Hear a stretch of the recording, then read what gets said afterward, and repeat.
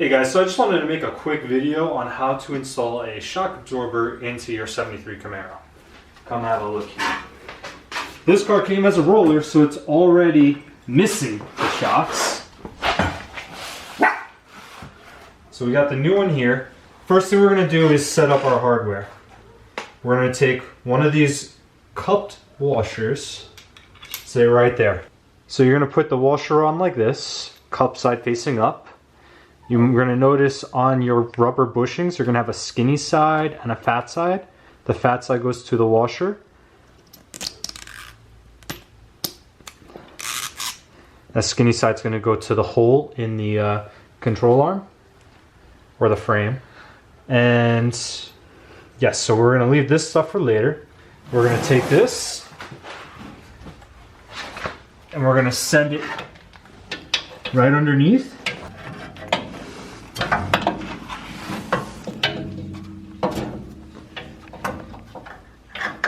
Right down in here. You see that hole? Now you just gotta play around with it until that bolt comes through. There it is. See that? Mm-hmm. Okay.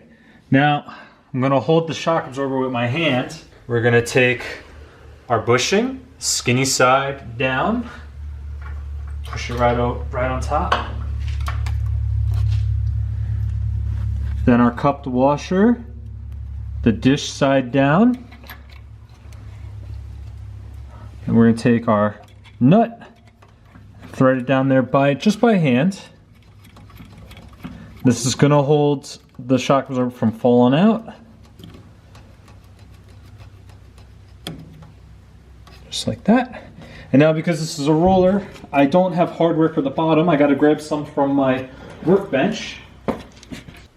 So we're going to need two 5/16 bolts for each side, along with two 5/16 lock washers and two 5/16 washers. So we got the hardware poked through, and we are going to start with just one nut.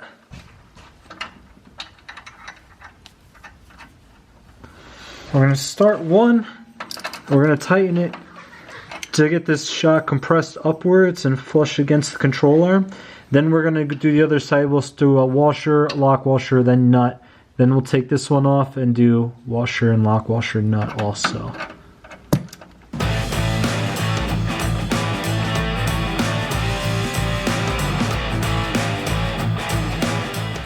Now that it's flush and we have plenty of room to get our washer and lock washer on, we're going to do that.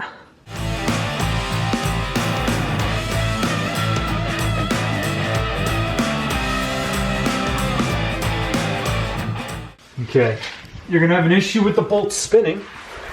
So what we're going to do is we're going to come up top by the coil spring. So it helps to put your phone in between the coil spring like that. There's one bolt right down there you can kind of see. We're going to stick an open-end wrench in between the coil until we get it on there. And then this is going to hold the bolt while we go tighten it underneath.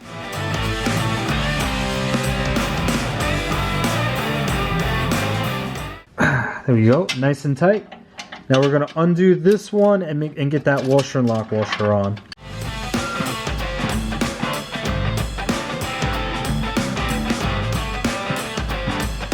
It helps to push the bolts to the side a little bit. That'll help keep the bolt from spinning around on you a little bit. It's just so you can get your washer and lock washer on.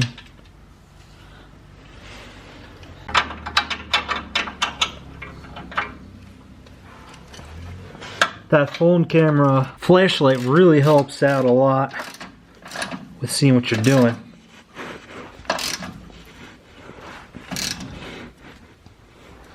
There you go. Easy as that. Bottom's done now. We're going to look up top. This one nut right here. We tightened it down by hand before. Now I'm just going to tighten it all the way until the rod of the shock absorber starts to spin. That's when I stop. You can hear the rod starting to spin now. That's when I know it's done. And we're going to take our last This shock absorber kit came with a jam nut, so we're gonna stick this on top also and tighten this one down. The purpose of the jam nut is to prevent the nut underneath from coming loose.